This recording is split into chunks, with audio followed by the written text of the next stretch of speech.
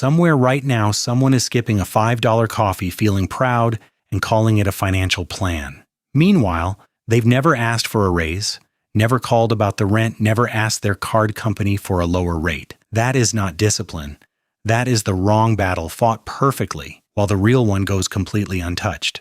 By the end of this video, you'll know why small sacrifices feel powerful, but often move less than you think. You'll see why one uncomfortable conversation can beat an entire year of quiet, daily self-denial. This idea has a name: the latte factor. Skip the coffee, skip the takeout, invest the difference, watch wealth build. To be fair, the math is not fake. A $5 coffee every day for a year costs $1,825.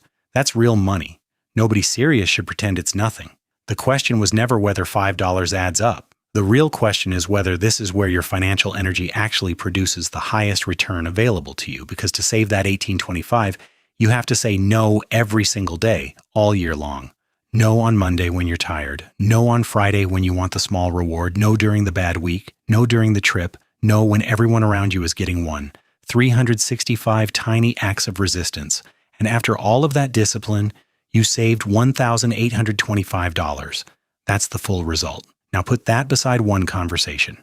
According to a UCLA Anderson Review summary of a 2023 to 2025 field study of tech job candidates, people who countered their initial offer received an average compensation increase of about 12.45%. In that specific sample, that worked out to roughly $27,000 more per year. Not from a year of sacrifice, but from asking. That study focused specifically on tech workers, so 27,000 isn't a universal number for every job. A nurse, a teacher, and a software engineer aren't negotiating inside the same market, but the principle holds regardless of the exact number attached to your own industry or role.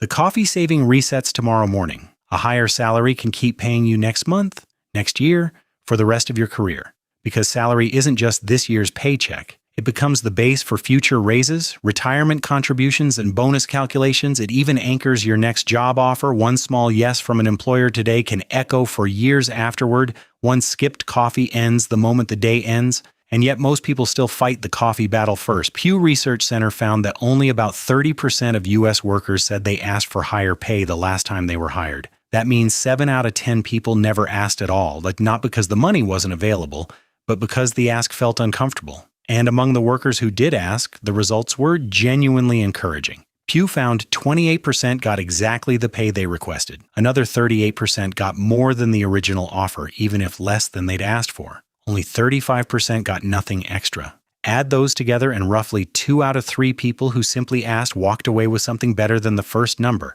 That's not a guarantee, but it's nowhere close to a long shot either. It's closer to a coin flip tilted heavily in your favor. So why does skipping coffee still feel like the more responsible choice day after day, quietly, without question? Because it's visible. You feel the discipline the instant you walk past the coffee shop without stopping inside.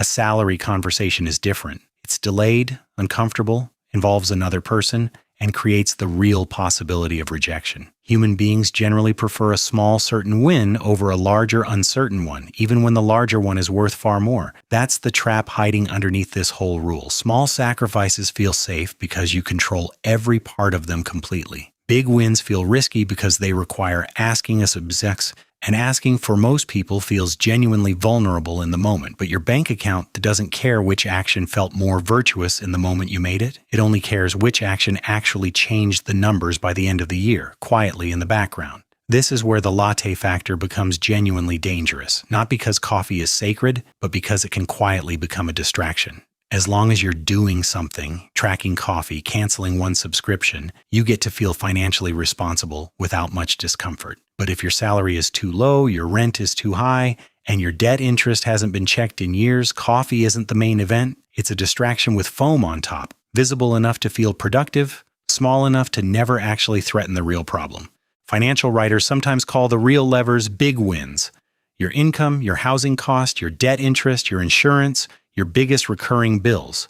These are the places where one single decision can repeat automatically, month after month, without requiring daily willpower to maintain. Take rent as the clearest example. Say your rent is $1,800 a month, and you negotiate $100 off. That's $1,200 a year, smaller than the coffee total, yes, but look closely at the actual effort involved. The coffee required 365 separate daily decisions. The rent negotiation required one email, maybe one phone call, and then it repeated automatically. Now take lunch. Bringing your own from home instead of buying it 5 days a week at roughly $10 saved per lunch. Over a year, that's about $2,600, genuinely more than the rent example.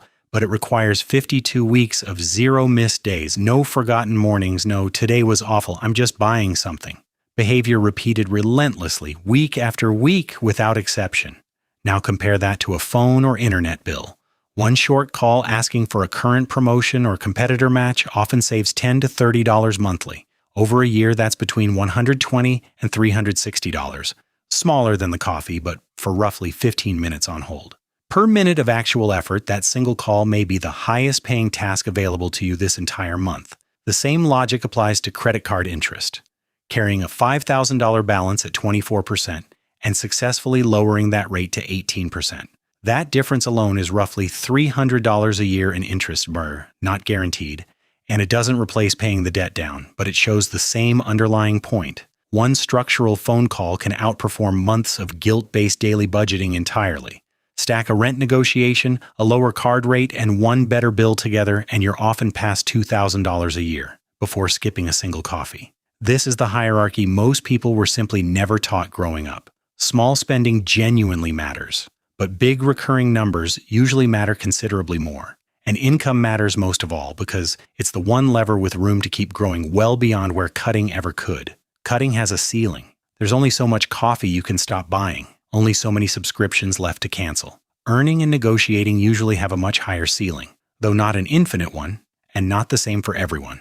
Some jobs have rigid pay bands, some workers genuinely have less leverage, some renters truly cannot negotiate their situation at all. That's exactly why this advice has to stay honest. If housing, healthcare, or debt is already crushing someone's budget, just skip coffee can feel almost insulting. Not because coffee is financially irrelevant, but because it quietly mistakes a small symptom for the actual underlying disease. The latte factor says look at your habits. The better question is often, look at the system your habits are trapped inside. Are you underpaid for the work you're doing? Are you paying interest that could realistically be reduced with one phone call? Are you renewing bills every year without ever comparing prices against a competitor? Are you avoiding the one conversation that could change the outcome? That's the uncomfortable part underneath all of this. Skipping coffee lets you stay private and never actually risk anything with anyone. Negotiating forces you into the open. You have to say out loud, I believe my work is worth more than this. You have to tolerate an awkward pause.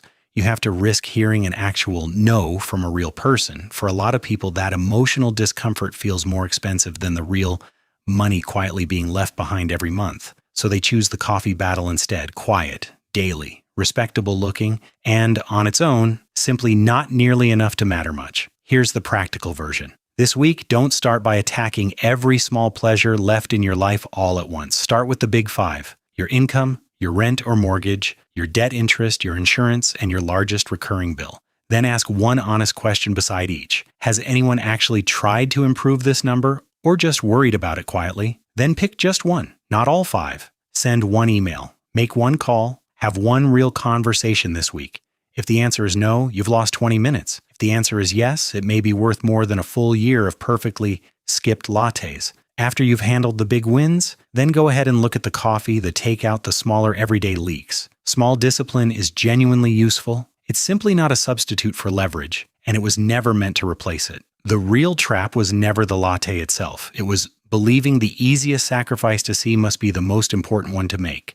Sometimes the smartest financial move isn't denying yourself something small every single morning without fail. Sometimes it's finally asking the one uncomfortable question your future self has been quietly waiting for you to ask.